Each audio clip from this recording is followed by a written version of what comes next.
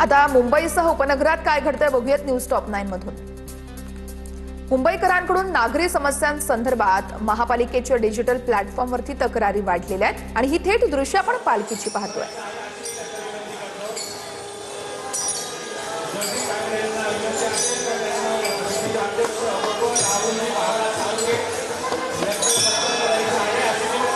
निवृत्तीनाथ महाराजांची पालखी नाशिक शहरात दाखल झालेली आणि आपण बघतो या सगळ्या वारकऱ्यांकडून आता पालखीचं जंगी असं स्वागत केलं जात आहे। या संदर्भातली अपडेट देण्यासाठी थेट आपण जाऊयात। चंदन पूजाधिकारी आमचे प्रतिनिधी आहेत आपल्यासोबत। चंदन, आपण बघतोय पालखीवरती या ठिकाणी फुलांची उधळण केली जाते, सध्याचं काय वातावरण आहे, कसं वातावरण आहे त्या ठिकाणी?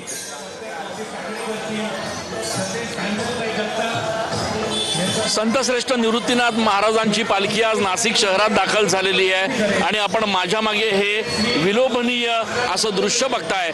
संतश्रेष्ठ निवृत्तीनाथ महाराजांची पालखी नाशिक शहरात दाखल झाल्यानंतर आता महापालिका प्रशासनाच्या वतीनं पालखीचं स्वागत करण्यात येत आहे। नाशिकच्या महापौर हिमगौरी आडके, त्याचप्रमाणे उपमहापौर विलास शिंदे यांच्या वतीनं या ठिकाणी पालखीचं स्वागत करण्यात येत आहे। विशेष म्हणजे जे जेसीबी या ठिकाणी लावण्यात आलेले आहेत त्या जेसीबीच्या माध्यमातून पालखीवर फुलांची उधळण केली जाते आहे आणि एवढंच नाही तर सुंदर अशा पद्धतीनं सजवलेल्या या पालखीच्या भोवती टाळ मृदुंगाच्या गजरात आता विठुनामाचा जयघोष घेत हे सगळे वारकरी संप्रदायाचे सगळे बांधव आहेत ते आता पालखी सोहळ्यामध्ये सहभागी झाल्याचं आपण बघतोय।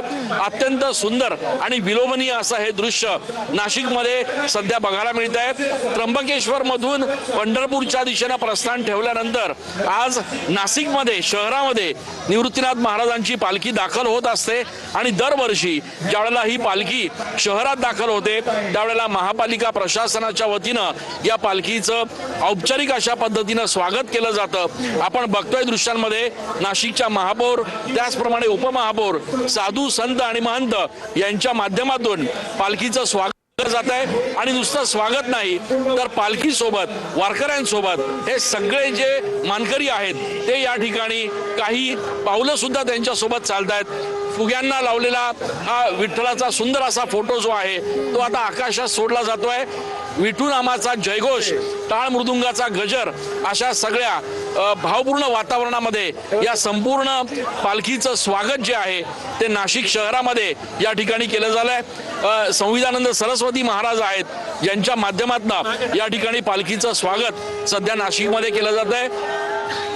सगळ्यात महत्त्वाचं म्हणजे संतश्रेष्ठ निवृत्तीनाथ महाराजांच्या पालखीचं स्वागत होत असताना आकाशात अशा पद्धतीनं फुगे सोडून या ठिकाणी वेगळ्या पद्धतीचं स्वागत नाशिकमध्ये सध्या या पालखीचं केलं जात आहे। निलेश लंके प्रतिष्ठानच्या वतीनं आपण बघतोय की या ठिकाणी जेसीबी लावण्यात आले आहेत आणि या जेसीबीच्या माध्यमातून पालखीवर फुलांची उधळण केली जाते आहे। त्याच्यामुळे एक अत्यंत नयनरम्य असं हे संपूर्ण दृश्य जे आहे, एक विलोभनीय जे दृश्य आहे ते सध्या नाशिकमध्ये आपल्याला बघायला मिळत आहे। संतश्रेष्ठ निवृत्तीनाथ महाराज यांची पालखी आता नाशिक शहरात दाखल झालेली आहे। काल या पालखीचा मुक्काम मैरावणी या ठिकाणी असतो आणि त्यानंतर आज पहिल्यांदा ही पालखी शहरात दाखल होते आणि आज पालखीचं या ठिकाणी औपचारिक स्वागत झाल्यानंतर आता ही पालखी पंढरपूरच्या दिशेनं प्रस्थान ठेवते आहे। त्यामुळे वारकरी संप्रदायाचे हे सगळे जे बांधव आहेत त्यांच्या अत्यंत उत्साहाच्या वातावरणात आणि